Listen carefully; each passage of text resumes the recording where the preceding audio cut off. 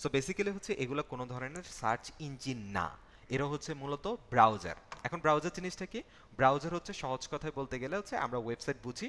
Website হচ্ছে কোনো একটা অ্যাড্রেসের মাধ্যমে গিয়ে একটা পেজ ওপেন করা, যেখানে বিভিন্ন ডাটা থাকে, একটা ডোমেনের আন্ডার অনেকগুলো পেজ থাকে, বিভিন্ন ইনফরমেশন থাকে, হ্যাঁ। সো এখন বেসিক্যালি হচ্ছে এই ব্রাউজারটা হচ্ছে একটা ওয়েবসাইটের রান টাইম, হ্যাঁ।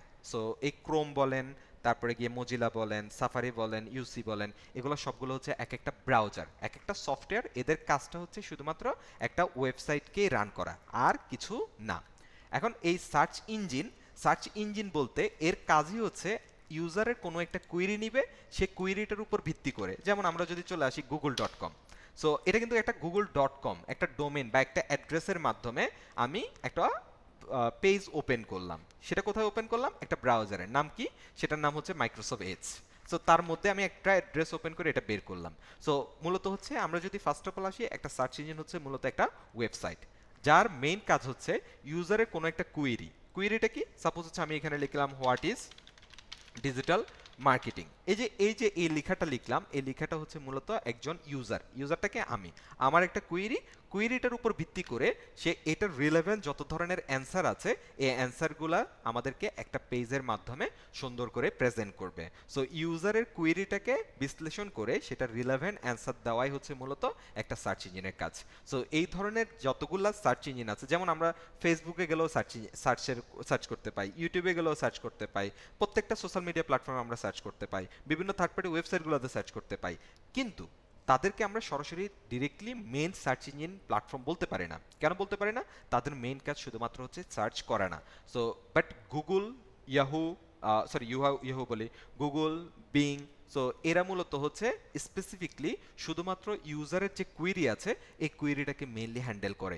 এদের এখানে আপনি আর এডিশনাল কোনো বিষয় পাবেন না। এখানে আপনি যেমন গুগলের এখানে সার্চ করলে সে বিভিন্নভাবে ডাটা দেয়, যেমন এআই ওভারভিউ, তারপরে ওয়েবসাইট থেকে ডাটা, এরপরে হচ্ছে ভিডিও থেকে ডাটা, যে ডাটাগুলো হচ্ছে ইউটিউব থেকে আসে, এরপর বিভিন্নভাবে হচ্ছে মূলত সে এখানে ডাটা দেয়, মেইনলি বিভিন্ন থার্ড পার্টি ওয়েবসাইটগুলো থেকেই সে এখানে এই ডাটাগুলোকে শো করছে। সো এর মেইন কাজটাই হচ্ছে ইউজারের কুয়েরিটি নেওয়া, কুয়েরিটার উপর ভিত্তি করে আপনাকে রেজাল্ট দেওয়া। চলেন আমরা হচ্ছে এখানে একটু গুগলকে জিজ্ঞেস করি what is search engine. So Google যেটা বলতেছে, সে হচ্ছে একটা program that search for an identified terms in database that corresponded to keyword or character specific by the user. So এই ধরনের কিছু একটা এআই ওভারভিউতে কি বলছে, search engine is a software system. So এটা একটা মূলত সফটওয়্যার দ্যাট হেল্প ইউজার, কোনো একজন ইউজারকে হেল্প করে find information on the internet থাকা যে ইনফরমেশনগুলো আছে সেগুলোকে খুঁজে বের করতে সে মূলত হেল্প করবে, যেটা মূলত হচ্ছে বিভিন্ন ওয়েবসাইটগুলো থেকে রিলেভেন্ট যে ডাটাগুলো আছে সেগুলোকে সে খুঁজে বের করে। এখন এর জন্য আবারও বলছি, আমাদের সার্চ ইঞ্জিন বলতে আমরা মেইনলি চিনি হচ্ছে গুগলকে, বিংকে। এই দুটো হচ্ছে খুবই dedicated search engine platform, globally used. এছাড়া আরও আছে বাইডু, যেটা হচ্ছে মূলত হচ্ছে চাইনিজ, ইয়ান্ডেক্স আছে, যেটা হচ্ছে মূলত রাশিয়ান, শুধুমাত্র রাশিয়ান এবং চাইনিজদের জন্য এডিশনাল আছে, আরও কিছু এরকম রিজিওনাল আছে। ইয়াহু আছে, বাট ইয়াহু অত বেশি কিন্তু পপুলার, মানে মেইনলি ইউজ হয় না। এরপরে ডাক গো নামে একটা আছে। সো সেটাও বেসিক্যালি যেটা করে, ডাক গো, পিপিলিকেও আপনারা হয়তো অনেকে বলেছেন। সো পিপিলিকে এরা মূলত গুগল থেকে ডাটা কালেক্ট করে তাদের প্ল্যাটফর্মটাতে মূলত শো করে। সো তারাও আমাদের জন্য ডেডিকেটেড একটা সার্চ ইঞ্জিন, বাট সবচেয়ে বড় সার্চ ইঞ্জিন হিসেবে আমরা চিনি হচ্ছে মূলত এই গুগলকে। এবার আসি যে আসলে হচ্ছে আমাদের এখানে টার্মস যে সার্চ ইঞ্জিন অপটিমাইজেশন এবং সার্চ ইঞ্জিন মার্কেটিং। সো আমরা সহজ কথায় হচ্ছে সার্চ ইঞ্জিন মার্কেটিং বলতে যেটা বুঝি, আপনি যখন এই সার্চ ইঞ্জিন প্ল্যাটফর্মগুলোকে ব্যবহার করে আপনি আপনার কোনো একটা সার্ভিস বা প্রোডাক্টকে প্রমোট করছেন, সেটাকে আমরা বলতে পারি হচ্ছে সার্চ ইঞ্জিন মার্কেটিং। তার মানে এখানে আপনি যে মাধ্যম বা যে চ্যানেলটা ব্যবহার করছেন সেটা হচ্ছে সার্চ ইঞ্জিন প্ল্যাটফর্মগুলো, এগুলোকে ব্যবহার করে যখন আপনি প্রমোট করছেন সেটা হয়ে যায় সার্চ ইঞ্জিন মার্কেটিং। এখন এই সার্চ ইঞ্জিন মার্কেটিং আবার দুই রকম হতে পারে, পেইড এবং অর্গানিক। অর্থাৎ আমাদের যে মিডিয়াগুলো আছে এই মিডিয়াগুলো দুই রকমের মেইনলি, একটা হচ্ছে পেইড মিডিয়া এবং হচ্ছে আরেকটা হচ্ছে অর্গানিক মিডিয়া। সো প্রত্যেকটা মিডিয়াতে এই দুইটা সিস্টেম আছে। যেমন আমরা ফেসবুকের কথা যদি বলি, ফেসবুক আপনি ডিরেক্টলি পোস্ট করলেও সেটা কিন্তু একটা কি, একটা মেসেজ। আবার আপনি দেখবেন যে ফেসবুকে আরেকটা মেসেজ থাকে যেটাতে লেখা থাকে স্পন্সার্ড। সো এই জায়গায় যেমন এই পোস্টটা আসছে সেটা অর্গানিক, আর এখানে যে পোস্টটা আসছে সেটা স্পন্সার্ড। আবার আমরা যদি একটু নিচের দিকে যাই, সো এখানে হচ্ছে এরকম অনেকগুলো হয়তো আমরা পেয়ে যাব। সো বেসিক্যালি হচ্ছে ফেসবুকে যেরকম আমরা অর্গানিক এবং পেইড দুইটা জিনিস পাই, সেম ভাবে আমরা এই সার্চ ইঞ্জিন যে প্ল্যাটফর্মগুলো আছে এগুলোতেও আমরা পেইড এবং অর্গানিক দুইটাই পাই। যেমন আমি যদি হচ্ছে এখানে লিখি সাপোজ হচ্ছে হোস্টিং, হোস্টিং যদি আমি লিখি তাহলে আমাদেরকে এক ধরনের রেজাল্ট দিবে। আচ্ছা আমি এটা থেকে একটু সুইচ করে যাই।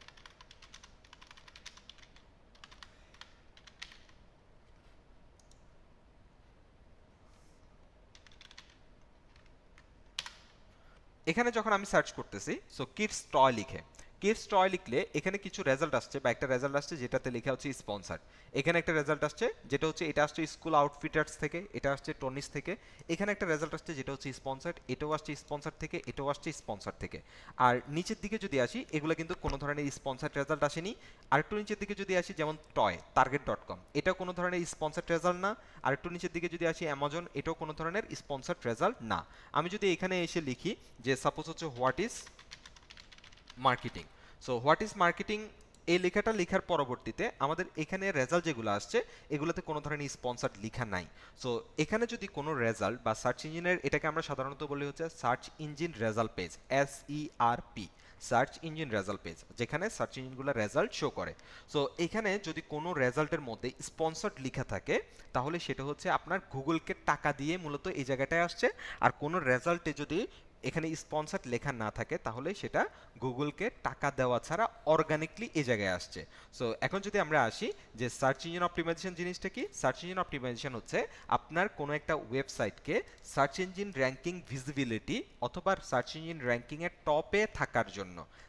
ফার্স্ট কথা হচ্ছে কি আপনার একটা ওয়েবসাইট, যে ওয়েবসাইটকে সার্চ ইঞ্জিন র্যাঙ্কিং ভিজিবিলিটি অর্থাৎ যে কোনো জায়গায় আপনার ওয়েবসাইটটাকে শো করানো, অথবা আপনার ওয়েবসাইটকে টপ র্যাঙ্কিং মানে নাম্বার 1 পজিশনে র্যাঙ্ক করানোর জন্য আপনার ওয়েবসাইটে সার্চ ইঞ্জিনের অ্যালগোরিদম বা সার্চ ইঞ্জিনের যে রিকোয়ারমেন্ট সেগুলো মেনটেন করে যে অপটিমাইজেশনটা করা হয় সেটাকে আমরা বলতে পারি হচ্ছে search engine optimisation.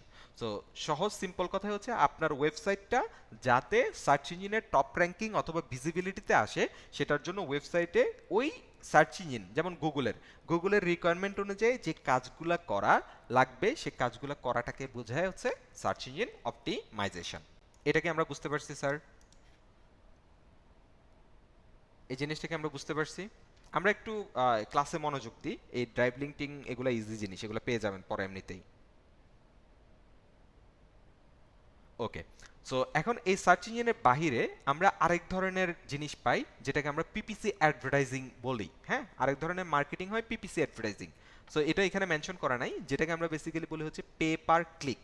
So basically এখানে যে রেজাল্টগুলা বা সার্চ ইঞ্জিন প্ল্যাটফর্মে যে রেজাল্টগুলা স্পন্সর্ড মাধ্যমে আসে এগুলা যে মডেলটা ইউজ করে সে মডেলটা হচ্ছে ক্লিক প্রতি কস্ট হয়, প্রতি ক্লিকে, বা আমরা যেটাকে বলি ক্লিক পার কস্ট, হ্যাঁ, সিপিসি।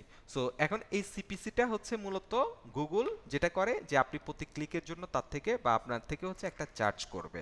সো এটাকে বেসিক্যালি গুগল বলে হচ্ছে পিপিসি অ্যাডভার্টাইজিং, বা আমরা এটাকে আরেকটা ভাবে বলতে পারি যখন হচ্ছে সার্চ ইঞ্জিন প্ল্যাটফর্মগুলোকে ব্যবহার করে আপনি যখন পেইড অ্যাডভার্টাইজিং করবেন, বা সহজভাবে বলতে পারি যে সার্চ ইঞ্জিন প্ল্যাটফর্ম যেগুলো আছে যেমন গুগল, এই প্ল্যাটফর্মটা ইউজ করে আপনি যখন পেইড অ্যাডভার্টাইজিং করবেন সেটাকে আমরা বলতে পারি পিপিসি অ্যাডভার্টাইজিং, বা এটার একটা মডেল হচ্ছে পিপিসি অ্যাডভার্টাইজিং মডেল। হ্যাঁ, এখানে অনেকগুলো আছে, তার মধ্যে হচ্ছে সার্চ একটা হচ্ছে অন্যতম আমাদের পিপিসি অ্যাডভার্টাইজিং, যেখানে প্রতি ওয়েবসাইট ক্লিকের এগেইনস্টে আপনার উপর একটা কস্টিং হয়ে যাবে। আর গুগলে এই ধরনের স্পন্সর্ড অ্যাডগুলো দেখানোর জন্য বা শো করার জন্য গুগলের একটা প্ল্যাটফর্ম আছে যেটাকে গুগল বলে হচ্ছে গুগল অ্যাডস নামে। সো গুগল অ্যাডস মূলত হচ্ছে গুগলের একটা প্ল্যাটফর্ম যেটার মাধ্যমে গুগল তার যতগুলা প্ল্যাটফর্ম আছে যেমন গুগল আছে, জিমেল আছে, ইউটিউব আছে, যতগুলা প্ল্যাটফর্মে এই প্ল্যাটফর্ম যেগুলো আছে মানে গুগল, ইউটিউব, গুগল ম্যাপস, তারপরে জিমেল, এই প্ল্যাটফর্মগুলোতে আপনি যে স্পন্সার্ড অ্যাডগুলো দেখেন বা যে পেইড অ্যাডগুলো দেখেন সে অ্যাডগুলো সবগুলো দেওয়া হয় মূলত এই গুগল অ্যাডস প্ল্যাটফর্ম থেকে। আর ফেসবুক, তারপর ইনস্টাগ্রাম, এরপরে হচ্ছে আপনার কি বলা হচ্ছে আপনার মেসেঞ্জার, এরপরে গিয়ে হচ্ছে আপনার এখন রিসেন্টলি থ্রেডস, এই প্ল্যাটফর্মগুলোতে আপনি যত ধরনের পেইড অ্যাডসগুলো দেখেন সেগুলো দেওয়া হয় হচ্ছে মূলত ফেসবুক অ্যাডস ম্যানেজার বা মেটা অ্যাডস ম্যানেজার থেকে। সো মূলত এটাকে এখনো ফেসবুক অ্যাডস ম্যানেজার নামেই ডাকা হয়, বাট এটাকে মেটা অ্যাডস ম্যানেজার নামেই নামকরণ করা হয়ে যাবে। সো বেসিক্যালি এই প্ল্যাটফর্মটা ইউজ করা হয় ফেসবুকের আন্ডারে যতগুলো প্ল্যাটফর্ম আছে সেগুলোতে পেইড অ্যাডভার্টাইজিং দেওয়ার জন্য। আর গুগলের আন্ডারে যতগুলো প্ল্যাটফর্ম আছে এই প্ল্যাটফর্মগুলোতে স্পন্সরযুক্ত যত কিছু দেখতে পান সবগুলো দেওয়া হয় মূলত এই গুগল অ্যাডস প্ল্যাটফর্ম থেকে। সো আমরা এই দুইটা জিনিস মোটামুটি ক্লিয়ার হয়ে যাওয়ার কথা। এরপরে যেটা চলে আসি সেটা হচ্ছে সোশ্যাল মিডিয়া মার্কেটিং। সো এটা খুবই সিম্পল জিনিস। সোশ্যাল মিডিয়া মার্কেটিং মানেই হচ্ছে আপনি প্রত্যেকটা সোশ্যাল মিডিয়া প্ল্যাটফর্ম, অর্থাৎ আমাদের যতগুলো সোশ্যাল মিডিয়া প্ল্যাটফর্ম আছে, এখন আমাদের সোশ্যাল মিডিয়া প্ল্যাটফর্মগুলো কি কি আছে একটু কাইন্ডলি বলেন তো, কি কি সোশ্যাল মিডিয়া প্ল্যাটফর্ম আছে আমাদের?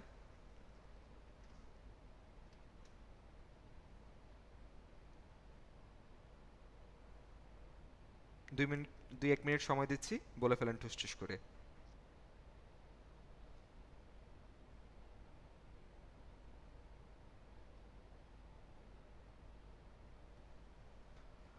আচ্ছা, সো আমরা এখানে পাচ্ছি হচ্ছে ফেসবুক, ফেসবুক ইনস্টাগ্রাম,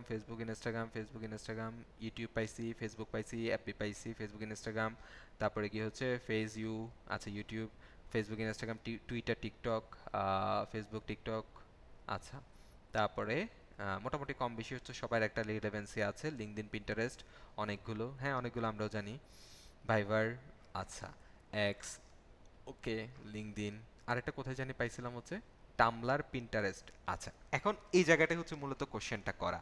যেমন এই যে যেমন টেলিগ্রাম পেয়েছি আমরা, তারপরে হচ্ছে আমরা ভাইবার পেয়েছি, এরপরে হচ্ছে মাঝখান দিয়ে হচ্ছে রেডিট পেয়েছি, এরপরে হচ্ছে টামলার পেয়েছি, হ্যাঁ নাইস। বাকিগুলোর কথা আমি বললাম না কেন, কারণ হচ্ছে আমাদের মূলত টেলিগ্রাম এবং ভাইবার আমরা ডিরেক্টলি এটাকে সোশ্যাল মিডিয়া প্ল্যাটফর্ম বলতে পারি না। এরা মূলত হচ্ছে কমিউনিকেশন বা এদেরকে মূলত হচ্ছে আপনার কমিউনিকেশন প্ল্যাটফর্ম হিসেবে স্পেসিফিকলি আইডেন্টিফাই করা হয়, স্পেসিফিকলি হোয়াটসঅ্যাপ, ভাইবার এবং টেলিগ্রাম, হ্যাঁ। এরপরে রেডিট এবং টামলার এই দুটোকেও আমরা ডিরেক্টলি এই হিসেবে আমরা আইডেন্টিফাই করতে পারি না সোশ্যাল মিডিয়া, কারণ এরা হচ্ছে মেইনলি ফোরাম বেস সাইট। এদের এখানে মূলত ফোরাম বিষয়গুলো নিয়ে বা কোনো একটা স্পেসিফিক টপিকে, যেমন আপনি রেডিটের কথায় আমরা যদি বলি, সো রেডিটে কিন্তু হচ্ছে একজন অডিয়েন্স, একজন ইউজার আরেকজন ইউজারের সাথে ডিরেক্টলি কানেক্টেড হওয়াটা ওখানে যায় না। সো বেসিক্যালি হচ্ছে এখানে যেটাই হচ্ছে আপনি কোনো কিছু পোস্ট করতে গেলে সেটা কিন্তু আপনার নিজের ওয়ালে পোস্ট করতে পারেন না, সেটা করতে হয় সাবরেডিটগুলোতে। সো এই প্ল্যাটফর্মগুলোকে আমরা স্পেসিফিকলি বলতে পারি হচ্ছে এগুলো হচ্ছে ফোরাম বেস সাইট। এখন ডেডিকেটেড সোশ্যাল মিডিয়া প্ল্যাটফর্ম কোনগুলো, যেগুলোতে হচ্ছে মূলত আমরা যত ধরনের ইউজার আছে একজন আরেকজনের সাথে কানেক্টেড থাকতে পারে, তার বিভিন্ন ইমোশন সেন্টিমেন্টগুলো শেয়ার করতে পারে, অ্যাজ লাইক হচ্ছে সোশ্যাল মিডিয়ার মতো, সরি, সামাজিক, আমরা যে সমাজের যে সংজ্ঞা পড়ে আসছিলাম, আমরা মানুষ হচ্ছে সামাজিক জীব, যেখানে হচ্ছে একজন আরেকজনের সাথে এ ধরনের একটা যে সংজ্ঞায়ন ছিল, ওই বিষয়টাই মূলত হচ্ছে এখানে চলে আসে। হ্যাঁ, স্ক্রিন দেখা যাচ্ছে, আপনার যদি প্রবলেম হয় একটু লিভ নিয়ে আবার রিজয়েন করেন, এটা আপনার ইন্টারনেট ইস্যু হচ্ছে, হ্যাঁ। আর মেজর সবার প্রবলেম হলে একটু ইনফর্ম করবেন। সো বেসিক্যালি হচ্ছে সোশ্যাল মিডিয়া প্ল্যাটফর্ম যেগুলো স্পেসিফিকলি আমরা যদি বলি ফেসবুক, ইনস্টাগ্রাম, ইউটিউব, তারপরে গিয়ে হচ্ছে টিকটক, টুইটার, লিঙ্কডইন, এরপরে পিন্টারেস্ট, এরপরে গিয়ে হচ্ছে পিন্টারেস্টকে যদি আমরা ইমেজ শেয়ারিং প্ল্যাটফর্ম হিসেবে স্পেসিফিকলি চিনি, যদিও সেটাও একটা সোশ্যাল মিডিয়া প্ল্যাটফর্ম, হ্যাঁ। সো এই ধরনের যে প্ল্যাটফর্মগুলো আছে এই প্ল্যাটফর্মগুলো ব্যবহার করে যখন আপনি কোনো প্রোডাক্ট, সার্ভিস বা আপনার ব্র্যান্ডকে এখানে প্রমোট করছেন, সো তখন সেটাকে আমরা বলতে পারি হচ্ছে সোশ্যাল মিডিয়া মার্কেটিং। সো এখানে মেন আমাদের যে মার্কেটিং চ্যানেল থাকবে সেগুলো হচ্ছে মূলত সোশ্যাল মিডিয়া প্ল্যাটফর্ম থাকবে। এরপর আমরা যদি চলে আসি সেটা হচ্ছে আমাদের content marketing. So content marketing টার্মসটা হয়তো আপনারা অনেকেই এটার সাথে পরিচিত। ফার্স্ট অফ অল আমাদের বুঝতে হবে কন্টেন্ট জিনিসটা কি। সো কন্টেন্ট বলতে আমরা যেটা বুঝি যে কোনো একটা টেক্সট বা যেটাকে আমরা বলতে পারি আর্টিকেল, ব্লগ বা কোনো একটা ইমেজ, কোনো একটা ইনফোগ্রাফি, কোনো একটা ভিডিও। সো এই যে ইনফোগ্রাফি, আর্টিকেল, ব্লগ, তারপরে গিয়ে হচ্ছে আমরা যেটা বললাম যে ভিডিও বা একটা মোশন, একটা ইনফোগ্রাফিক, এই কন্টেন্টগুলোর মাধ্যমে বা এই কন্টেন্টগুলোতে যখন আপনি আপনার প্রোডাক্ট বা সার্ভিসটাকে প্রমোট করছেন তখন সেটাকে আমরা বলতে পারি হচ্ছে কন্টেন্ট মার্কেটিং। এখন আপনি সাপোজ আমরা হচ্ছে সোশ্যাল মিডিয়া মার্কেটিং করতে যাব। সোশ্যাল মিডিয়া মার্কেটিং করতে গেলে আপনার যে জিনিসটা প্রয়োজন সেটা হচ্ছে কন্টেন্ট। সো আপনি কিন্তু সেখানে আলটিমেটলি হচ্ছে কন্টেন্ট মার্কেটিং বা কন্টেন্টটাকে যত ভালোভাবে এখানে শোকেস করতে পারবেন আপনার সোশ্যাল মিডিয়া মার্কেটিংটা ভালো। সো এখন এই কন্টেন্ট মার্কেটিং বা সোশ্যাল মিডিয়া মার্কেটিং করতে গেলে একটা পেজের জন্য যে কয়েকটা জিনিস ম্যান্ডেটরি, কি কি ম্যান্ডেটরি? আমার একটা সুন্দর একটা ব্যানার প্রয়োজন বা ভিজুয়াল একটা কন্টেন্ট প্রয়োজন, সেটার পাশে হচ্ছে আমার একটা ক্যাপশন প্রয়োজন, এবং সেই ক্যাপশনটাকে এঙ্গেজিং বা আমার অডিয়েন্সকে আমার কন্টেন্টে হুক করার জন্য একটা সুন্দর হেডলাইন প্রয়োজন, যেটাকে আমরা হুক লাইনও বলি। সো একটা সুন্দর হেডলাইন প্রয়োজন। এই হেডলাইন তৈরি থেকে শুরু করে একটা ক্যাপশন তৈরি এবং একটা সুন্দর ব্যানার ভিজুয়ালাইজেশন তৈরি করা, সব কিছু মিলাই হচ্ছে আমরা যে জিনিসটা তৈরি করি বা যে মেসেজটা আমরা তৈরি করি সেখানের মধ্যে আমাদের প্রোডাক্ট বা সার্ভিসটাকে আমরা ইনক্লুড করে কিন্তু তৈরি করি। আর সেই জিনিসটাকে আমরা বেসিক্যালি বলতে পারি হচ্ছে কন্টেন্ট মার্কেটিং। হ্যাঁ, স্ন্যাপচ্যাটও আছে। এরপর হচ্ছে ইমেল মার্কেটিং। হ্যাঁ, কন্টেন্ট মার্কেটিং এর সাথে আরেকটা জিনিস আমাদের আবার কানেক্টেড, সেটা হচ্ছে ভিডিও মার্কেটিং। সো আমাদের কন্টেন্টটা যখন ভিডিও হবে, আর এই ভিডিওর মাধ্যমে, অর্থাৎ সহজ কথা হচ্ছে আমরা ভিডিওর মাধ্যমে যখন আমরা কোনো প্রোডাক্ট বা সার্ভিসকে প্রমোট করি, সেটাকে আমরা বলতে পারি হচ্ছে ভিডিও মার্কেটিং। হ্যাঁ, আচ্ছা, এরপরে আমাদের যে জিনিসটা চলে আসে সেটা হচ্ছে কি email marketing. So email marketing জিনিসটা কি? সো ইমেল মার্কেটিং হচ্ছে যখন আপনি আপনার একটা টার্গেটেড গ্রুপ বা টার্গেটেড অডিয়েন্সকে, বা আপনার কোনো একটা প্রোডাক্ট বা সার্ভিস সম্পর্কে আপনার একটা টার্গেটেড গ্রুপ বা টার্গেটেড অডিয়েন্সকে আপনি ইমেলের থ্রুতে ইনফর্ম করবেন বা ইমেল টু ইমেল কমিউনিকেশন করবেন, ইমেলের মাধ্যমে আপনি জানাবেন, তখন সেই মার্কেটিংটাকে আমরা বলতে পারি হচ্ছে ইমেল মার্কেটিং।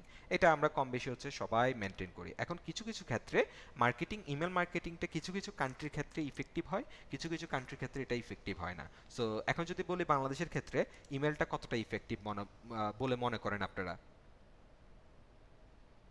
ইমেল মার্কেটিং বাংলাদেশের প্রেক্ষাপটে কতটা ইফেক্টিভ? 40%। আমরা এখানে ডিসলাইক পাচ্ছি খুব একটা না। কেন ইফেক্টিভ না?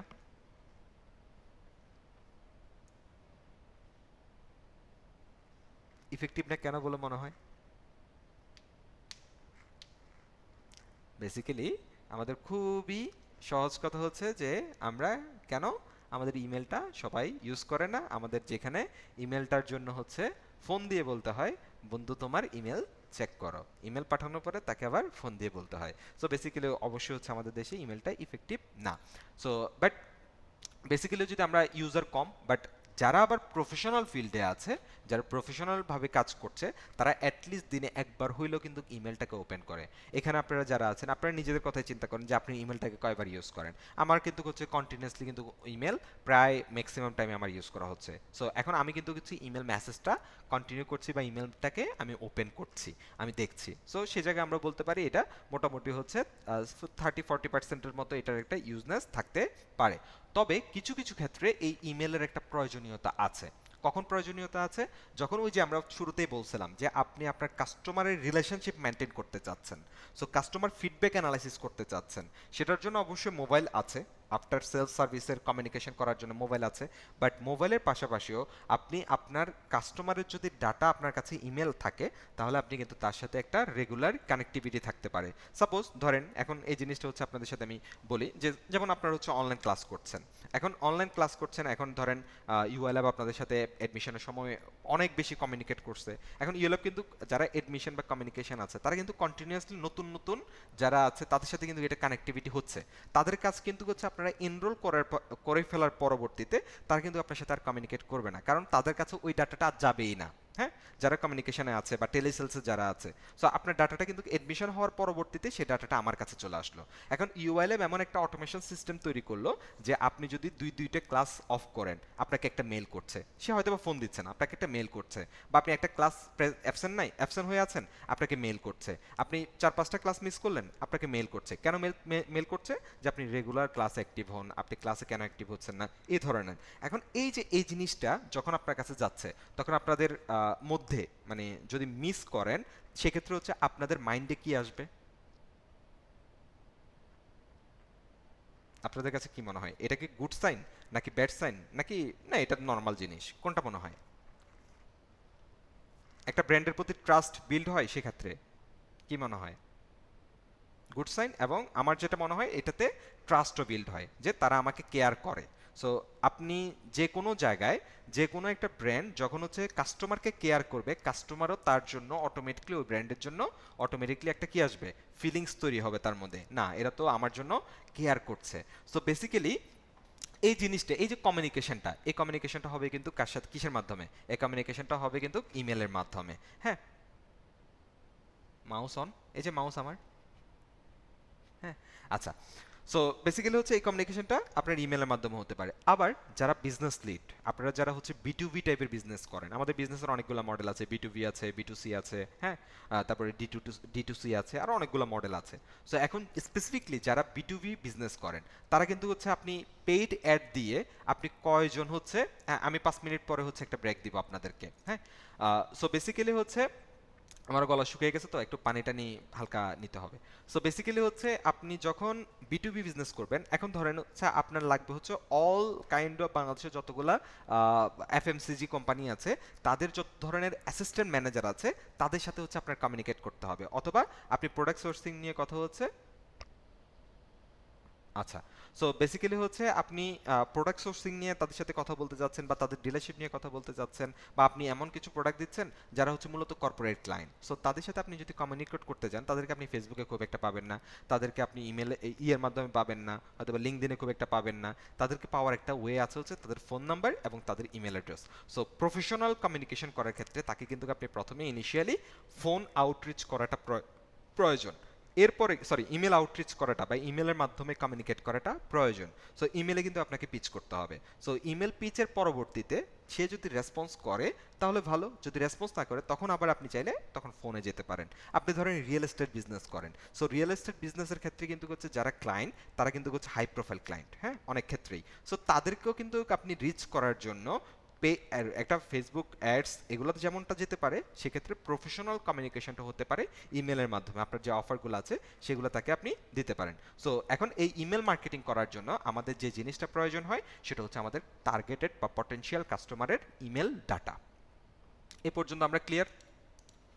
আপনারা হয়তো বা অনেকেই এই বিষয়গুলো জানেন, যারা জানেন তারা নতুন কিছু পাচ্ছেন কিনা।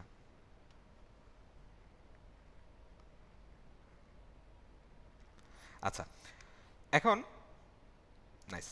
এখন আসি এবার অ্যাফিলিয়েট মার্কেটিং। অ্যাফিলিয়েট মার্কেটিংকে আমি দুইটা ভাবে বলতে রাজি, মানে আমি শুধুমাত্র এটাকে মার্কেটিং চ্যানেল বলতে আমি রাজি না, আমি এটাকে দুইটা জিনিস বলি। এটাকে একরকম আমি বলি হচ্ছে একটা বিজনেস মডেল, আবার আরেক রকম বলি হচ্ছে এটা একটা মার্কেটিং মডেল। কিরকম? সহজ কথায় হচ্ছে, সিম্পল কথায়, যদি আমি কোনো একটা প্রোডাক্ট মার্কেটে লঞ্চ করলাম, আমি চিন্তা করলাম যে আমি কোনো ধরনের এখানে খরচ করব না, আমার যে মার্কেটিং কস্ট সেটা আমি কোনোভাবেই আমি মার্কেটিং কস্ট আমি করব না, এটা কাইন্ড অফ হচ্ছে ওয়ার্ড অফ মাউথ মার্কেটিং এর মতো কাজ করবে আর কি। সো এটা কিরকম হলো, যে আমি একটা প্রোডাক্ট লঞ্চ করলাম, আমি 1-200 ছেলে পেলে আমি সেট করলাম, তাদেরকে বললাম যে তোমরা বিভিন্ন জায়গায় এই প্রোডাক্টটাকে সেল করবা, সেল করলে আমরা তোমাকে হচ্ছে আমি ডিরেক্টলি হচ্ছে কমিশন দিয়ে দিচ্ছি, হ্যাঁ, প্রত্যেকটা সেলের জন্য তোমাকে আমি কমিশন দিব। তুমি এবার যেভাবে এটাকে মার্কেটিং করো, তুমি তোমার প্ল্যাটফর্ম থেকে মার্কেটিং করো, তুমি তোমার ওয়েবসাইট থেকে মার্কেটিং করো, বা তুমি ডিরেক্টলি মার্কেটিং করো, আমার দরকার আলটিমেটলি সেলস, এবং প্রতি সেলসের এগেনস্টে তোমার রেফারেলে যদি কেউ আসে তাহলে আমি একটা পার্সেন্টেজ দিব। সাপোজ ধরেন ইউআইএলএফ যেটা বললো যে আজকে বা ইউআইএলএফ আগামী 1 সপ্তাহের জন্য হচ্ছে ব্র্যান্ড, যেমন আমরা খুব পপুলার একটা মডেল পাই ব্র্যান্ড অ্যাম্বাসেডর, প্রত্যেকটা কোম্পানি কি করে ব্র্যান্ড অ্যাম্বাসেডর। সো এরা হচ্ছে মূলত ব্র্যান্ড অ্যাম্বাসেডর বলতে হচ্ছে মূলত এরা ডেডিকেটেড প্রত্যেকটা কোম্পানির জন্য, ডেডিকেটেড হচ্ছে অ্যাফিলিয়েট মার্কেটার। সো এরা যেটা করবে তাদের প্ল্যাটফর্ম, যেমন হচ্ছে আমরা বিভিন্ন ক্যাম্পাস অ্যাম্বাসেডর দেখতে পাই, এরা তাদের ক্যাম্পাসের মধ্যে ওই একটা ব্র্যান্ডকে রিপ্রেজেন্ট করে বা প্রমোট করে বিভিন্নভাবে, ওই ব্র্যান্ডের জন্য হচ্ছে আরও এডিশনাল কিছু কাজ করে, যেমন ইভেন্ট অর্গানাইজ করা, বিভিন্ন প্রোগ্রামের সাথে কোলাবোরেট করা, এই ধরনের কাজগুলো করে। কিন্তু তার মধ্যে অন্যতম বড় একটা কাজ থাকে বিভিন্ন পার্সনদেরকে ওই ব্র্যান্ড সম্পর্কে জানানো এবং ওই ব্র্যান্ডের সাথে কানেক্টিভিটি করে দেওয়া। সো এরা কিন্তু কি জায়গা থেকে একটা ব্র্যান্ড থেকে একটা পার্সেন্টেজ পায়। সো এটা কিন্তু আমাদের জন্য একটা অ্যাফিলিয়েট মডেল হিসেবে কাজ করে।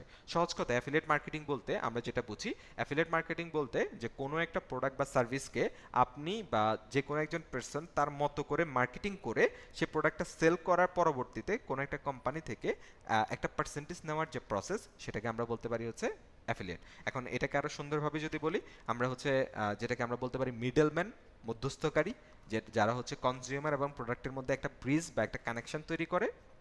আর একদম বাংলা ভাষায় যদি বলি তাহলে সেটাকে আমরা বলতে পারি ব্রোকার, বা এটাকে বাংলা ভাষায় বললে, যেটাকে বাংলা ভাষায় তো আর ব্রোকার বলে না, বাংলা ভাষায় যেটাকে বলে দালালি টাইপের। সো কাইন্ড অফ হচ্ছে এরকম বিষয়টা এখানে মেনটেন হয়। প্রোডাক্ট অন্যজনের, সেল করবেন অন্যজনের কাছে, আপনি শুধু মাঝখানে বসে একটা